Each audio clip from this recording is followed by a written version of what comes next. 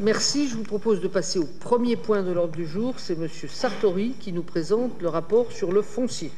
C'est un rapport traditionnel. Merci, Monsieur le maire. Bonsoir à tous. En préambule, je souhaiterais remercier le service immobilier et foncier sous la responsabilité de Madame Sophie Gallet, qui réalise un travail important tout au long de l'année. Donc, je voulais les remercier pour ce point. Le Code général des collectivités territoriales prévoit, comme chaque année, l'établissement par la commune d'un bilan annuel des acquisitions et cessions immobilières. La politique foncière de la commune s'exerce principalement dans les secteurs du développement économique, de la politique du logement, de l'équipement et de l'aménagement des quartiers. Pour conduire cette politique, la commune, parallèlement à sa propre intervention, s'appuie sur des partenaires, établissements publics ou sociétés d'aménagement qui agissent dans le cadre de conventions de portage foncier pour la réalisation des actes ou d'ensembles immobiliers destinés à l'accueil des activités. En 2017, les décisions de la commune pour les acquisitions immobilières s'élèvent à 8 184 167,63 €. Les décisions concernant les cessions représentent un montant d'1 742 641 €. Le document annexé présente le détail des décisions prises dans l'année. La répartition par secteur permet de mesurer l'effort consenti dans chaque domaine d'intervention, que ce soit le développement économique, la politique de l'habitat, la réalisation d'équipements publics ou l'aménagement urbain et la voirie. Le droit de préemption urbain a été exercé par la commune pour une acquisition représentant un montant de 15 800 €. 326 déclarations d'intention d'aliéner ont été déposées en 2017. La compétence du droit de préemption avait été transférée à Grand Chambéry en novembre 2015. Le droit de préemption sur les fonds de commerce, les baux commerciaux et les terrains portant ou destinés à porter des commerces d'une surface comprise entre 300 et 1000 m² a généré en 2017 le dépôt en mairie de 58 déclarations de cession. Aucune préemption n'a été réalisée sur ce domaine d'intervention. En conséquence, je vous demande de vouloir, mesdames et messieurs, prendre acte du bilan de la politique foncière de la commune pour l'année 2017. Merci, M. Sartori. On peut que s'associer aux remerciements que vous avez adressés au personnel de ce service. J'y reviendrai tout à l'heure. Y a-t-il des questions sur ce rapport? M. Fajot. Oui, même si c'est bilan foncier 2017, donc avec un recul d'un peu moins d'un an, c'est quand même intéressant d'étudier les chiffres de 2017 sur les acquisitions, parce que ça peut paraître trompeur par rapport à l'opinion publique. Dire la ville a acquis pour 8 200 000, j'arrondis, 8 200 000 € d'acquisition. Je crois qu'il faut regarder dans le détail.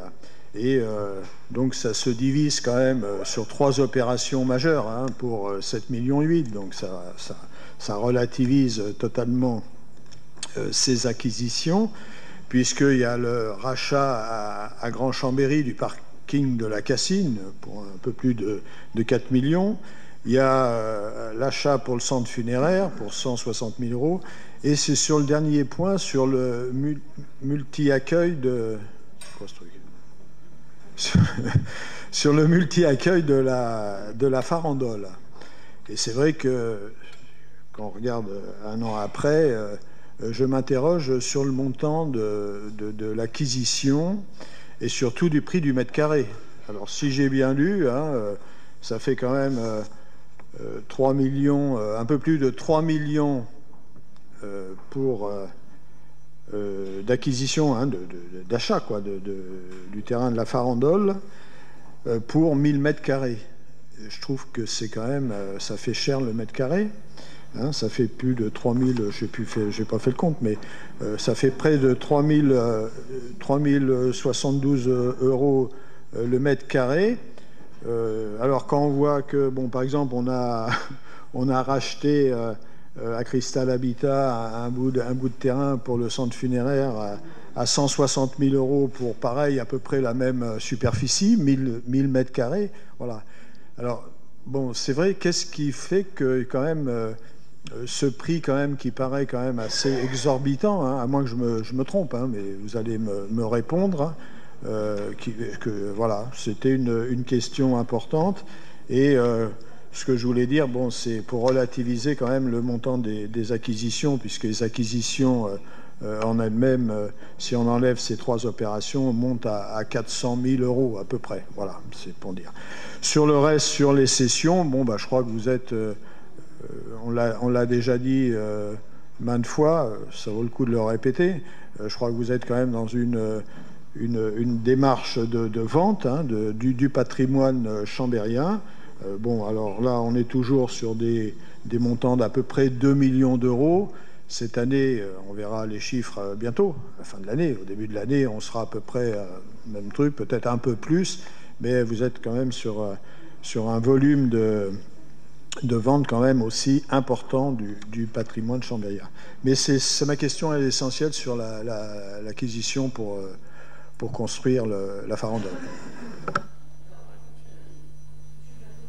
Par rapport au rapport qui a déjà été voté, il y a peut-être une petite confusion de votre part, puisque là, on n'achète pas du foncier. Là, on achète une construction finie. Je rappelle pour mémoire que l'évaluation qui avait été faite de la réhabilitation de la crèche, là où elle est aujourd'hui, il y en avait pour 2,6 millions. Et donc, en rajoutant 15 places, on en a pour 3 millions. Mais ce n'est pas le terrain, c'est l'opération terminée, puisque c'est une acquisition en VFA. Voilà. S'il n'y a pas d'autres questions, Monsieur Serino. Bon, c'est pas une question, c'est juste l'occasion, ce bilan foncier, de rappeler que un certain nombre de projets s'inscrivent dans la durée et bien au-delà des mandats.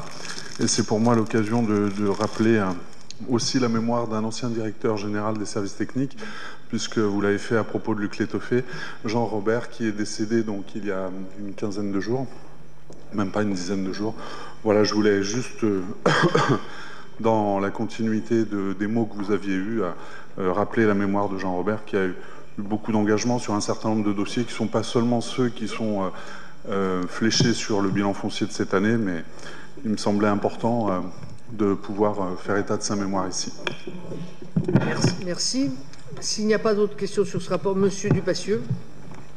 Non, simplement rappeler, puisque la question du stationnement a souvent fait débat dans cette enceinte, que nous n'étions pas favorables au rachat du parking de la Cassine par la ville à l'agglo, et que ce parking, de notre point de vue, aurait dû faire partie des compétences de l'agglomération.